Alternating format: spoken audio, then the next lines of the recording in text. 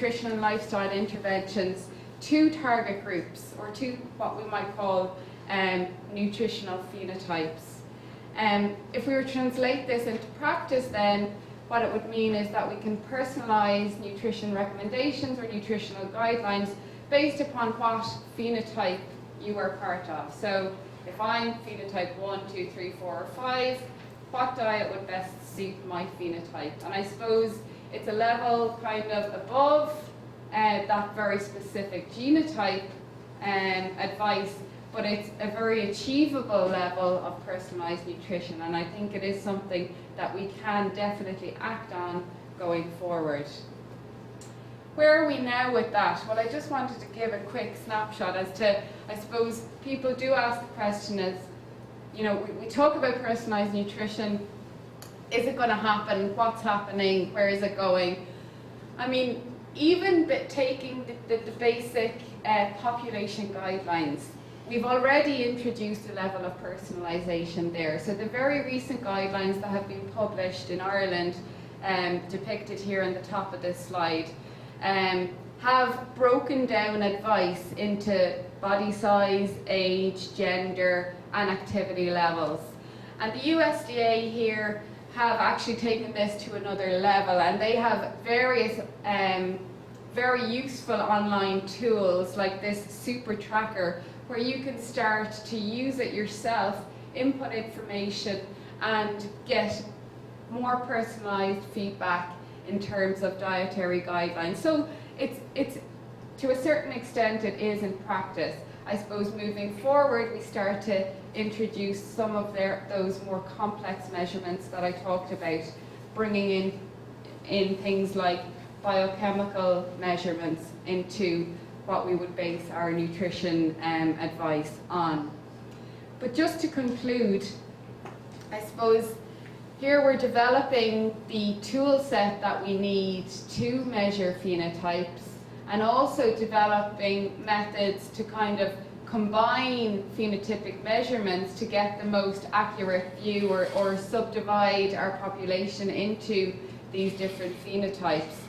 So essentially we're moving from what was a kind of a one diet fits all approach to something where maybe we don't have very specific genotype advice, but we at least have these phenotype groups. So we might have the triangular diet, the square diet, and the circular diet.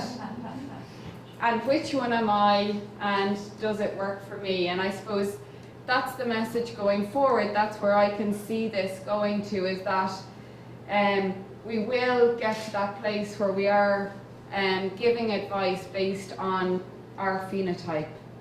So I will leave it there in the interest of time.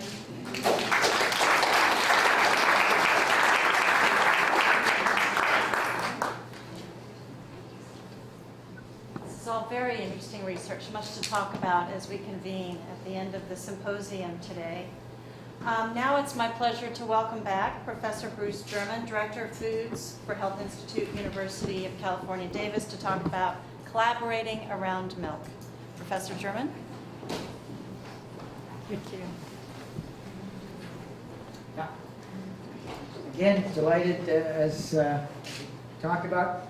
I'm not going to give you all the activities going on at the Foods for Health Institute, but I'd like to come back to Dave Mills' concept of the terroir of Davis, and why this is genuinely an unusual place to do research.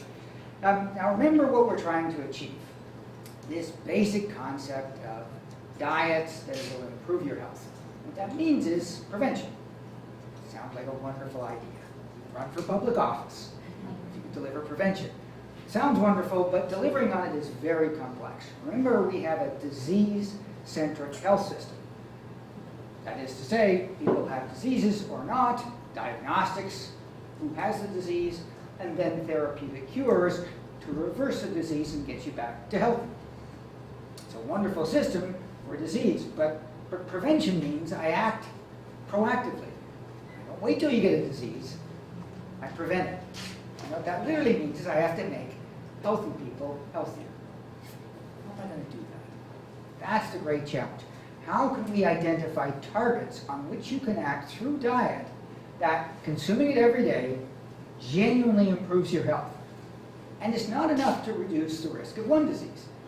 If I reduce the risk of one disease, but in so doing increase the risk of anything else, I haven't made you healthier at all. I have to get it all right. And that's the great challenge. And so we're doing that through this very interesting biological model, because in effect, this challenge has been addressed by this marvelous biological process, lactation. And our model is exactly what we'd like for the challenge that we have. We need to be able to discover the targets on which diet acts to improve health. And those targets have to be responsive to food as ingested. It has to improve health, and oh, by the way, it has to be wonderfully safe.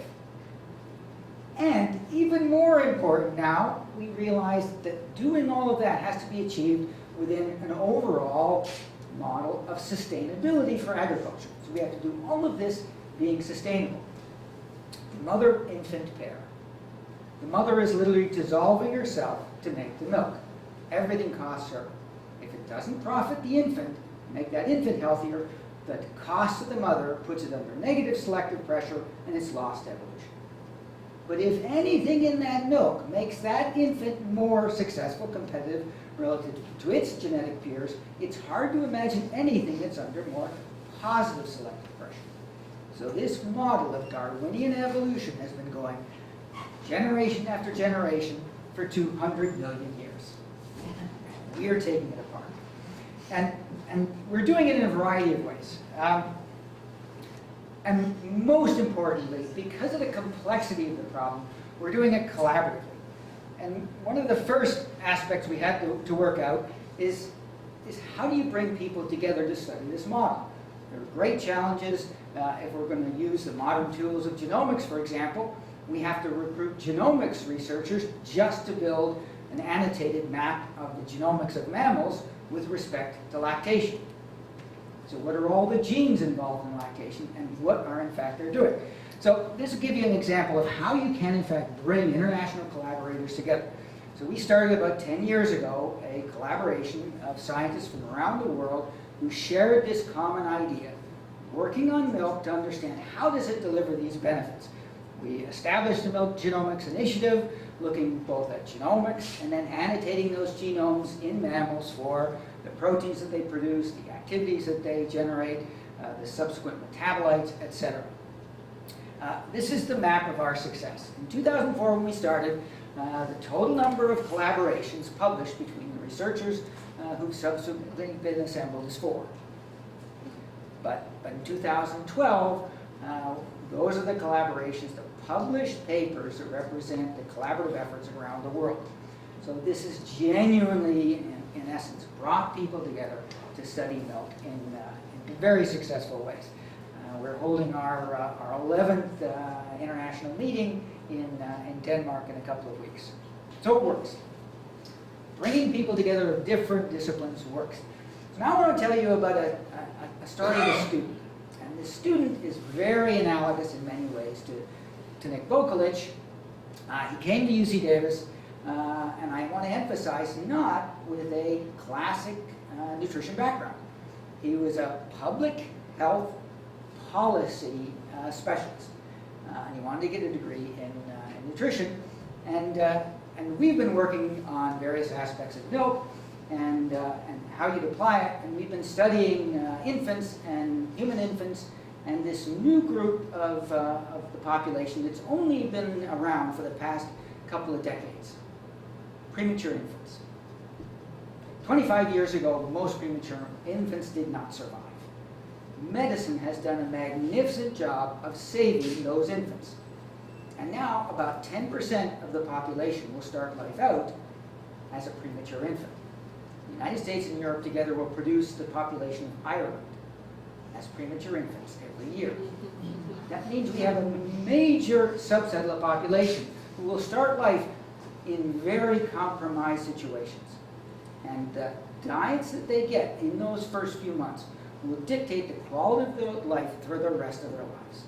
So we have to learn how to nourish these babies. And so that was Dave's goal. We understand that. And one of the things we were worried about is can these premature babies even digest milk at all? Remember, they're premature. And the assumption that Dave's advisor told him was that, well, milk is digested by the baby. So why don't you go figure out if premature babies can digest milk? So fortunately, again, in Dave's model of an independent student, he went and asked, could you in fact take milk back out of a baby? Now, I was afraid to even ask a pediatrician if this was possible.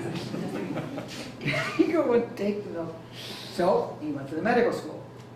And the head of neonatology, Mark Underwood, studies babies, premature babies, full-term babies, and David asked him, can I take milk back out of your babies?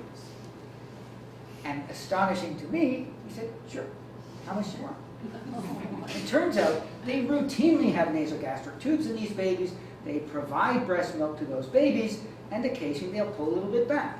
Now, Mark didn't believe it was valuable because there was so little of it. He didn't understand the possibilities of chemistry. David said, yeah, can I have that drop? So he began to study it. So, first thing he did was, well, is there anything in there? And oh my gosh, this is where most graduate students run away. The number of things going on in that stomach were spectacular. And it didn't seem possible that you would begin to make sense of this. Again, the terroir of Davis. He went to visit with Carlito Labriglia, one of the finest analytical chemists in the world, to ask the question, can I start making sense out of what's being made from milk in the stomachs of babies? So they began that project. So, take a mass spectrometer. Now start feeding the stomach contents into these babies. You get peak after peak after peak. What is it? Well, it turns out you can take each individual peak and run it through the mass spectrometer and then begin to fragment it in multiple stages. What the mass spectrometer can do is take each of those masses and run it through another mass spectrometer and another mass spectrometer, and so you get a mass spectrum of each peak. And now you can begin by breaking that apart to annotate the spectrum itself into what it is. And each of those represents a very specific fragment of a protein.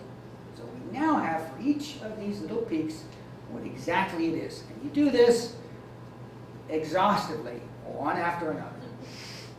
And when you've done that, you've analyzed, now annotated every single peak coming out of this baby. We now know what those are. And that is a spectacular achievement. Now that it's a library, it doesn't take months to develop. Each one can be done now from a baby in high throughput. So we can look at babies continuously using this analytical platform. And we know what all these peaks are. So now we have the tool set. Remember, this public health scientist can now annotate what's going on in babies. So now the question is, well, what is happening in the baby to the protein?